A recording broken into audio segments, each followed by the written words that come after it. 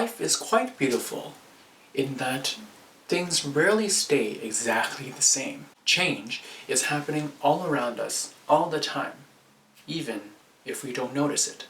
That said, some change can be very difficult to accept and even engage with.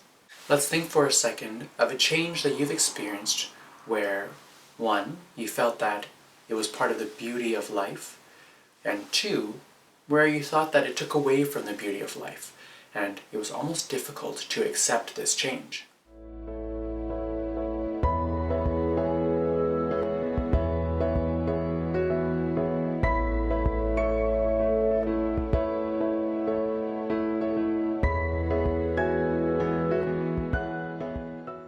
Picture this. You spent about 3 years getting to know a child, seeing them come into the school, explore the environment, get to know new friends, and then over the years work through their struggles and construct different understandings of themselves, the world around them, their relationships, and then to kind of be at this place where they're comfortable in themselves. They're comfortable and they're quite confident in knowing how to engage in the world in a way that respects themselves and the other people around them. Then one day, it's time for this child to move on to kindergarten.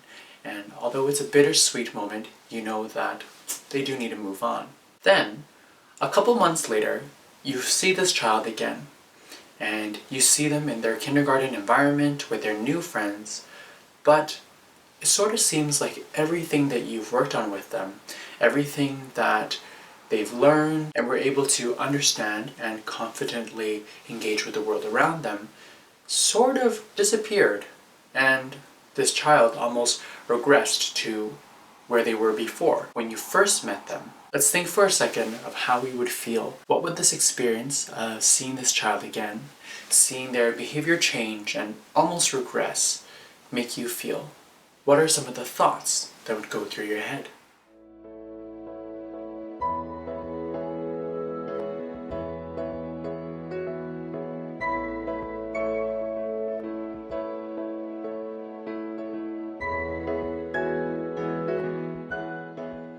Going back to what I said in the beginning of this video, is that change is always happening around us, and sometimes it has a positive effect or a negative effect.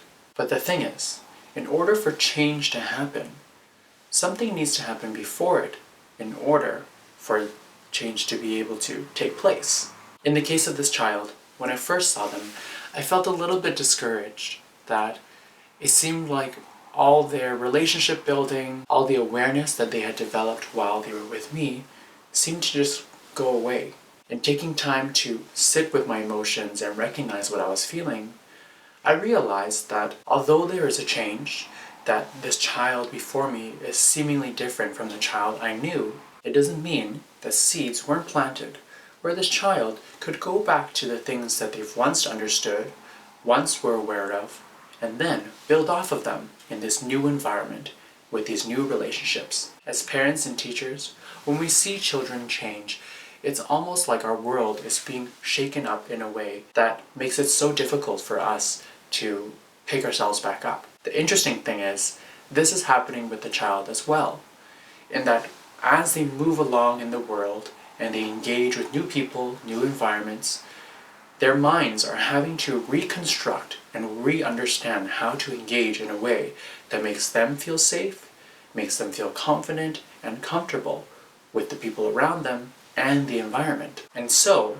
as much as we feel like things are falling apart and we don't know how to engage, keeping in mind that the seeds of understanding and learning and growth are still there within this child.